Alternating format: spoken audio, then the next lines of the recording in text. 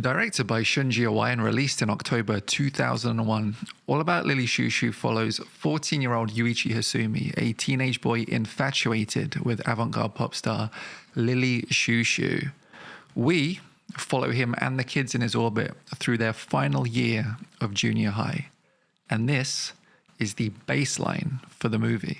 What grows out of this setup are tendrils of delicate and brutal character development that see a number of Yuichi's friends transform and divert from one another. And intersected with these lived moments are conversations from an online message board called Lily Philia, a community Yuichi has created for people to discuss the music of Lily Chou-Chou. This message board is his sanctuary, and as his life gets more turbulent and isolating, it becomes his only outlet for unloading his emotional weight, reflecting his traumas in Lily Chou-Chou's music.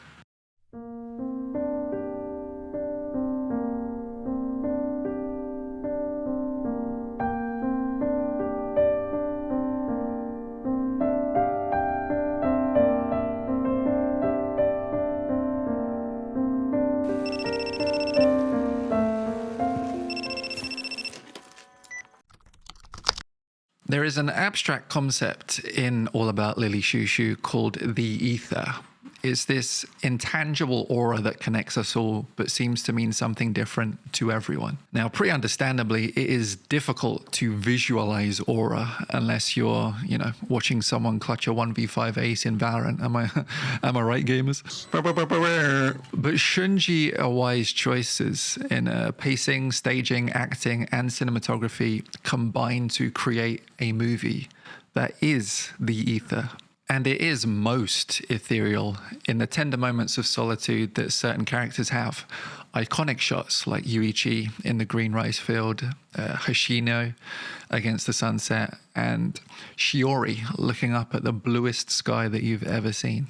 In each of these moments, characters are reflecting on destabilizing traumas, but the tandem of nature's beauty and Lily's angelic voice are offering catharsis, and the ether is present in all of these moments. One of the reasons this movie had such a profound effect on me at 16 years old isn't necessarily the story, although it was something that stuck with me. What hit me was how seen it made me feel. Watching these characters in those vulnerable, beautifully rendered moments was like holding a mirror up to myself. I was experiencing the world the same way they were. Everything was beautiful and scary and comforting and isolating. It was all too much and not enough at the same time. And so often I had to just disappear into the natural world and breathe.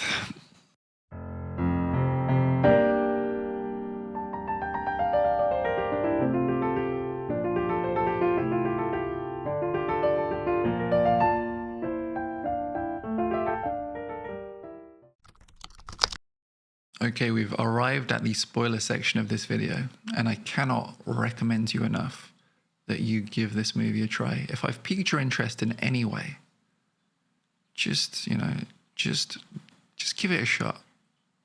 You'll either not connect with it at all, or you'll see so much in it that it practically rewrites your soul, So please give it a try. And if you do, come right on back, leave a comment, tell me how you felt about it. The movie is available in a number of ways, all of which have been sort of rounded up in the subreddit for the movie. So I'll leave a link to that in the description. And yeah, final warnings for spoilers. I'll even count it down for you so you know. So 3, 2, 1. The film follows Yuichi, a withdrawn 14-year-old who is bullied and ordered around by Hoshino, also 14.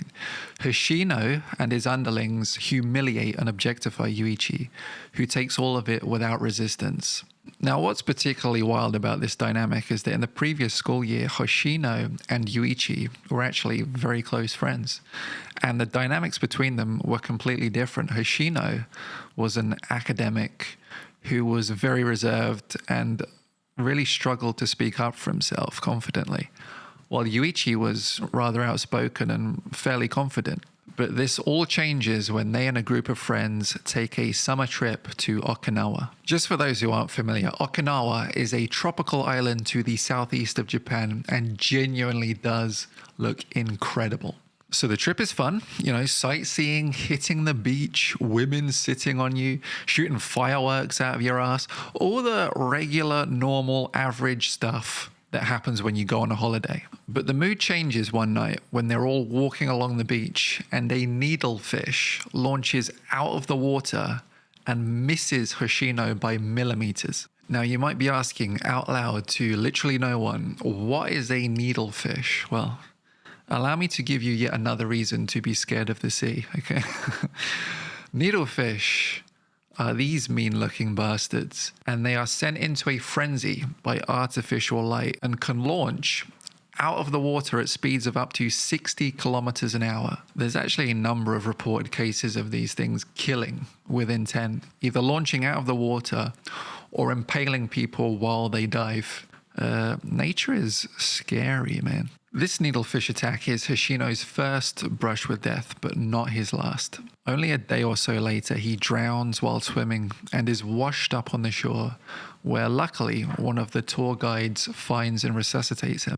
On the car ride back from this pretty harrowing beach visit, the Okinawan elder who is leading the tour tells Hoshino that he must have brought some sort of curse with him to the island and that the gods are angry at him. And then on that same car ride, almost to punctuate the Okinawan elder's point, they stop at the site of an accident where a traveler that they've been randomly sort of encountering over the course of their visit has been hit by a car and killed. And at this point, it seems like death is following Hoshino. This scene that follows is the turning point of the movie, where everything just goes dark.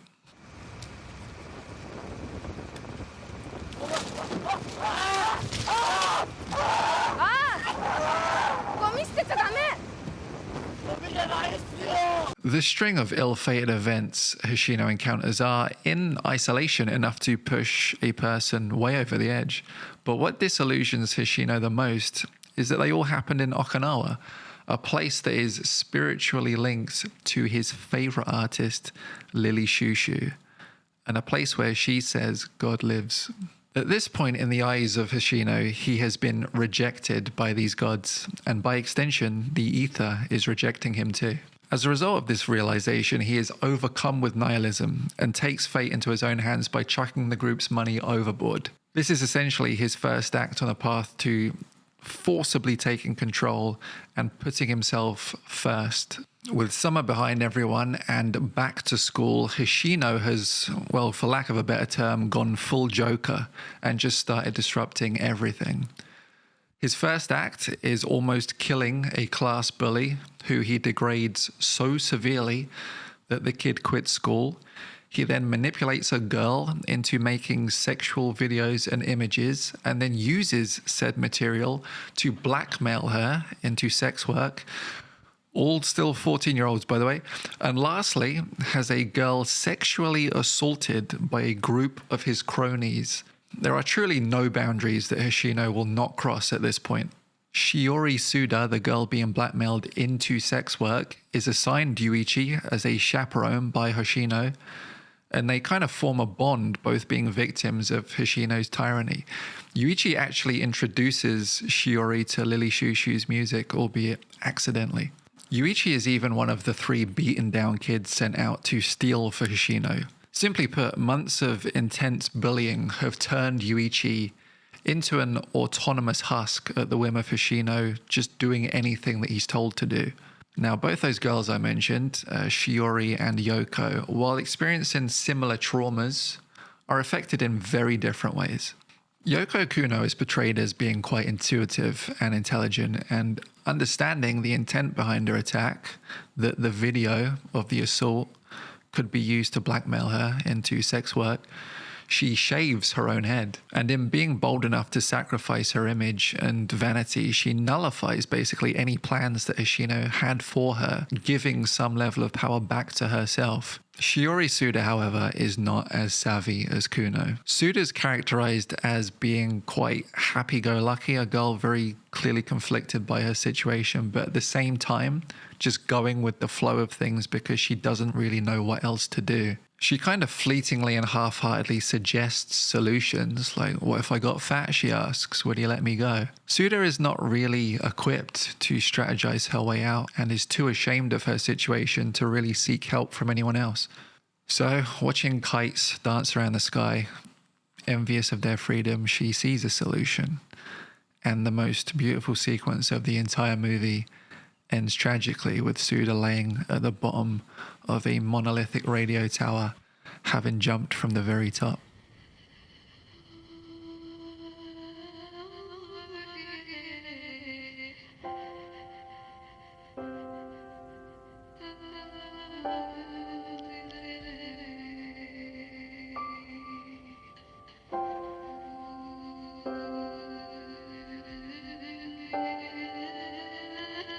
Her death is a catalyst that ripples through the school and provides a finale to the movie. For Yuichi, Suda's death is his breaking point.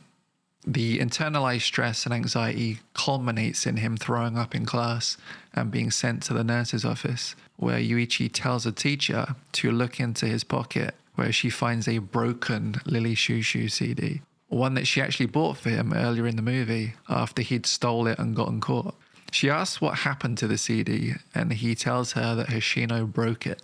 This admission doesn't seem like much given the sheer weight of everything Hoshino has done, but it's the first time in the entire movie Yuichi finds the guts to say something, and represents a change in the tide as everyone agrees Hoshino needs to be stopped.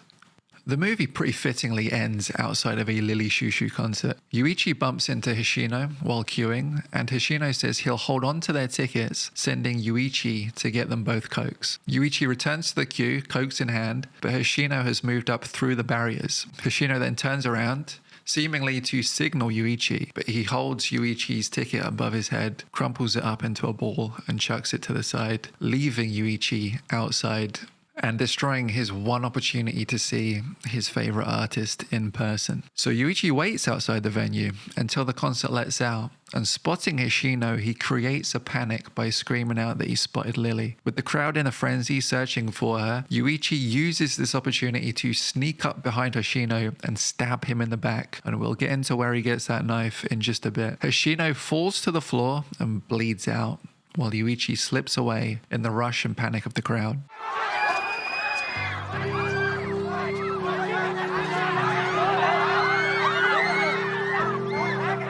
The movie reaches an end back at school, with Yuichi sent to tell Yoko Kuno that it's time to go home. Instead, he stands at the back of the music room and just watches her play the piano. Cut to black. So, that is a fairly condensed overview, but if you've seen the movie, you're probably wondering to yourself, wait a second, you've missed out a pretty big part of this whole story. And you're right, but that's because it deserves its own section. Lily Philia is a message board operated by Philia, aka Yuichi, and posts from it are frequently injected between scenes in the movie. Often these comments are tangibly related to what we're seeing. Lily Philia exists as Yuichi's only real outlet for the myriad of horrible things that he's enduring, and the music of Lily Chou-Chou is all he has to tether to and find some inner peace with. While the Yuichi of this physical world is quiet and repressed and is so beaten down he can barely hold a conversation with anyone, his online handle, Philia, is expressive, thoughtful, and writes with intent. Philia discusses the music of Lily Chou-Chou in an abstract and hopeful way. Standing opposite to Philia on the message board is a member called Blue Cat. This poster often challenges Philia's views of Lily Chou-Chou and questions whether the ether has any purpose or point. Blue Cat talks quite cryptically and can be quite manipulative, but is also forthcoming with the pain and turmoil that they're experiencing in day-to-day life. And this pain is one of the key things bonding Blue Cat and Philia. At one point, Philia shares the death of Shiori Suda and talks about wanting to end his own life. And Blue Cat, despite their confrontational persona, is actually quite supportive, telling him that things will get better. Philia, Blue Cat, and a few other forum members decide to meet at a Lily concert. Blue Cat tells Philia they'll be holding a green apple and to look out for them. Philia, aka Yuichi, arrives at the concert and scans the crowd. He finds someone, green apple in hand, and the person holding it is Hoshino. Yuichi's two worlds collide, mangling to create something completely distorted. The person he has related to the most in his safe online space is the same person who has turned his physical reality into a living nightmare. So the events transpire as I described them before. Yuichi kills Hoshino, Philia killing Blue Cat, and with images of his savior Lily beaming over him from bright LED screens, just like sun through a stained glass window. To taint the ether with the toxicity of such a negative act, and on the steps of his own church, no less, is blasphemy. And as we see him discordantly fumble through Debussy in the next scene,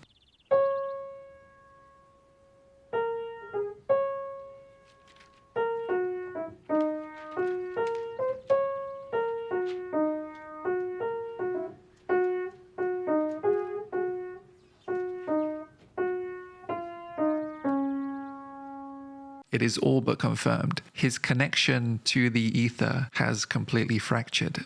However, we close the film moments later with Yuichi observing Kuno in that music room. She is gliding through Debussy flawlessly and in much the same way that she was introduced, suggesting that even if you lose touch with the ether, it is never too far away.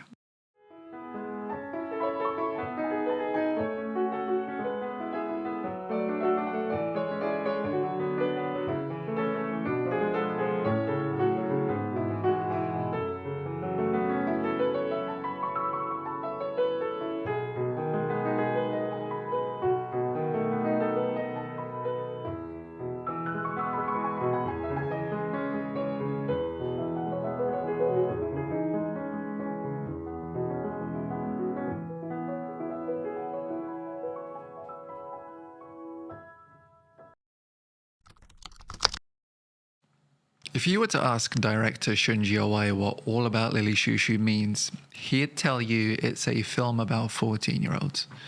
Like any good artist, he knows to let the work speak for itself. But if you take the circumstances in hand, the culture and shape of Japanese society at the time, an idea starts to form. All About Lily Chou-Chou began its journey at the turn of the millennium. Things like the internet and mobile phones were all brand new and only beginning to shape the world into something different. Iwai saw this as an opportunity to study the way an emerging tech revolution would play into the growth and development of a younger generation. And in fact, harnessing the power of a then young internet, the movie began life as an online message board named Lilyholic, which launched in April 2000, several months before production for a movie had even begun. Iwai and his crew posted to the board as several different characters, essentially sharing piece by piece the entire story of All About Lily Chou-Chou. These posts were at times diary-like, but also conversational, as characters interacted with one another. And the especially wild part was that Lilyholic was open to the public, which made for interesting diversions in the path of conversation as fictional characters would reply to like real users, essentially making those real users a sort of canonical part of the story. Now, incredibly, someone has gone to the painstaking effort of translating every post that was made on Lilyholic, compiling them all into a neatly formatted PDF that is freely available. So big props for putting it together to select_ad_56901 or Chrysanthemum. I'm not sure which they'd prefer, so I'll just give both. If you're a fan of the movie, it is a really fascinating read to see the origins of what became this movie. The link for this script is in the description for this. So we had our message board, Lilyholic, but this existed in tandem with actual live in-person performances from Lily Chou-Chou, who was at that time portrayed by a then unknown singer called Sal Yu.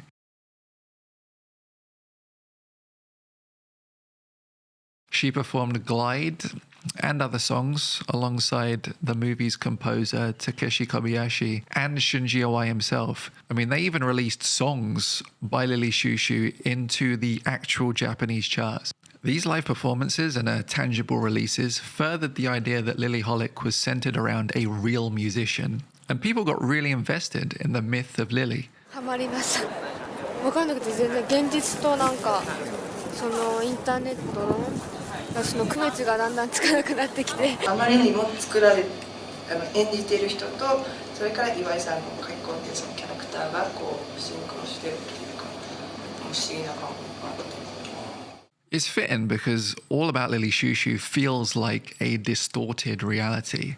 Not artificial, but an elevated type of real. Every decision Iwai made was centered on the subversion of our lived experience. The Lily Holic message board played on our trust of a then new internet. The Lily Chou-Chou live performances played with our sense of artistic expression. A majority of the actors on the project were first-timers with little to no experience. Even Iwai's choice of camera, being one of the first directors in Japan to shoot a feature all digital, disrupted our sense of what a fiction film should look like, because digital was, at the time, mostly associated with home movies and documentaries. So the digital choice made audiences subconsciously cross wires and elevates the sense of intrusive intimacy that All About Lily Chou-Chou plays on. As with just about any movie, I guess, how you meet All About Lily Chou-Chou is crucial in how you feel about it. For me, I was the exact same age as the characters, 14 years old, at the exact same time, 2001, and experiencing the exact same thing: isolation, disconnection, and the way that new technology was trying to solve isolation and disconnection. Unlike the generation before and the one after, us kids saw both sides of the tech revolution. We knew a world without internet and phones, and then began embracing those things as we turned like 11, 12, 13. So we kind of grew up in both worlds, and it was dizzying and disorienting and scary and amazing. Not unlike the subject of this video. I think, despite the age of this particular movie, and the way that so much of it is rooted in a particular period of time, it's actually strangely timeless. Since the pandemic, All About Lily Chou-Chou has been on a steady uptick of popularity. On TikTok alone, there's so many videos from this year that are seeing like tens and hundreds of thousands of views. And in a weird way, this makes perfect sense to me. Because the movie is kind of a dreamy, ethereal collection of beautifully rendered images of people just existing. What's striking about the movie is how little it needs to actually say. What you're seeing set against the gorgeous music is so profound and moving that words couldn't really do it justice. Perhaps that's what caught me when I was young and watching this. A lot of movies about youth and growth, they say too much. When I was younger, I didn't need to be lectured and, told what the experience of being young and growing up felt like. I mean, I was already there. What I needed was to see characters like Yuichi and Hoshino and Suda and Kuno just exist, to see them drink in the world the way that I was, and, sometimes drink in too much and choke, just like I did at times. And if, like me, you connect with All About Lily Chou-Chou, it doesn't just wash over you, it becomes a part of you.